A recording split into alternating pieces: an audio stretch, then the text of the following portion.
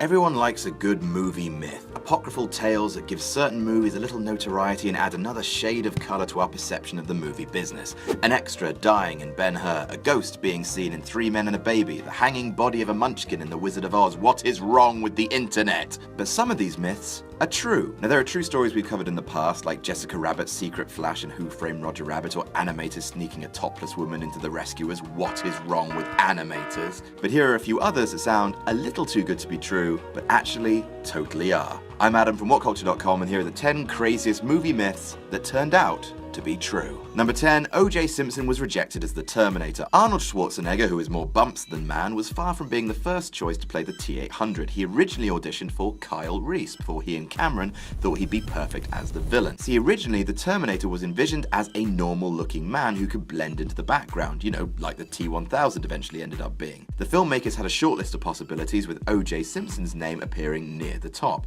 Cameron gave the idea some thought before deciding against it, stating he didn't believe such a nice guy would be believable as a killer. Number 9, a transgender woman appears in a Bond film. Right up front, let's talk about the bits of this story that aren't true, the little bogus touches that have been bolted on by hearsay and salacious gossip. Some stories state that Caroline Cossey, a transgender woman, played a Bond girl in For Your Eyes Only, filmed a love scene with Roger Moore, which then got cut when he became furious at learning about her past. No, look at Roger Moore, he's obviously way more sexually progressive than that. The simple truth is, Cossey does appear in the film, but she doesn't play a lead role, or even a speaking role for that matter. She can be seen very briefly walking around a swimming pool and is credited appropriately as Girl at Pool. She later posed in a Playboy shoot to promote the film, but sadly her career took a knock when the press revealed her past. Number 8, Dolph Lundgren nearly killed Sylvester Stallone. I can imagine anything shy of ancient incantations and a golden sword through the head is unable to kill Sylvester Stallone, but Dolph Lundgren nearly managed it. It sounds like the perfect piece of PR bullshit to promote the film, but it's actually 100% true. Whilst filming one of the scenes, Stallone suggested to Dolph that he punch him for real,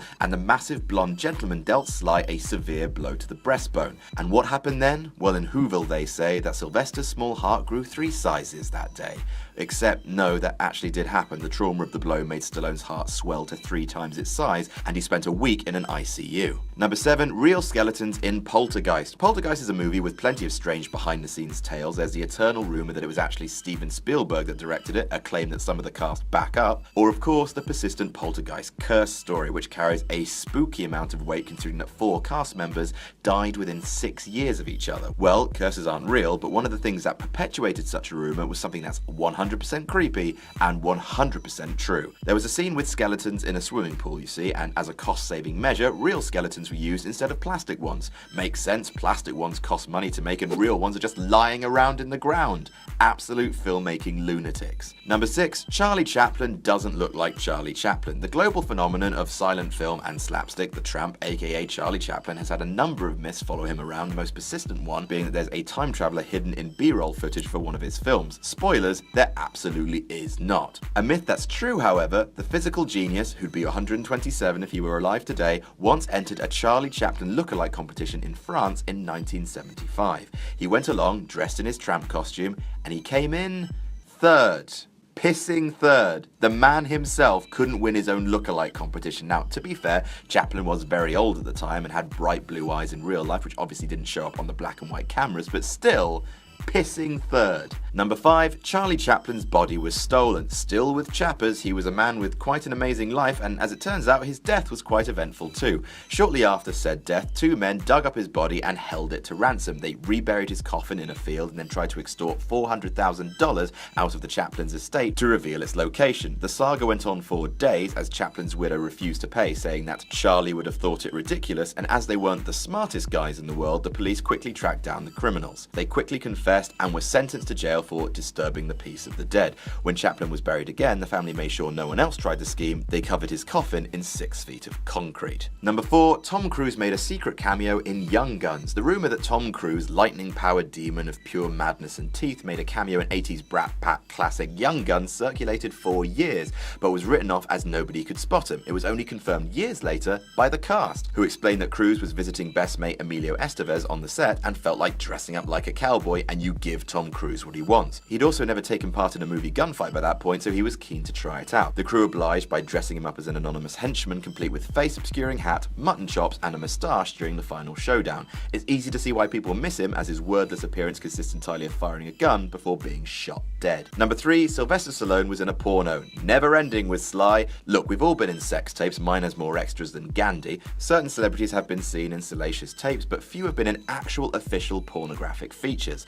Sylvester Stallone sure has, though. He appeared in a softcore porno called Party at Kitty and Studs, which is an Oscar bait title if I've ever heard one. It also has the alternative title of Italian Stallion. Oh my. Stallone played the titular stud, gets his kit off, and while there's no hardcore sexy action that actually took place, he does do a naked Ring a Ring a Roses dance with some other nudies at one point, which I now simply cannot unsee. He was flat broke at the time and got paid $100 a day for the privilege. Number 2, Walt Disney's final message. While the story about Walt Disney's frozen head has been thoroughly debunked, the strange myth about his final message is completely true. Before Disney passed away, he made one last communication by jotting down a specific name on some paper, that name being Kurt Russell.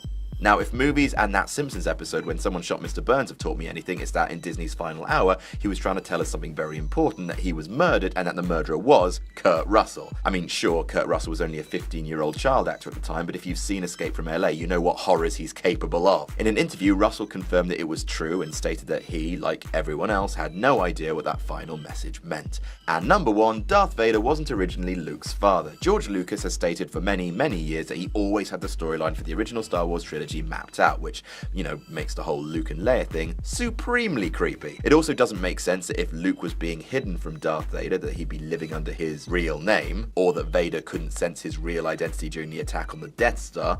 That's because the father twist was a late plot addition that wasn't in the original script for The Empire Strikes Back. Luke's dad was originally intended to be a dead Jedi who would appear to him as a ghost, but the twist became iconic, so all is good, but the myth that Lucas had that revelation in mind from the start is pure bantha fodder. And that's our list. Did we miss any out? Tell us about it in the comments. Don't forget to like, share, and subscribe. You can follow me on Twitter here. I'm Adam from WhatCulture.com, and I'll see you soon.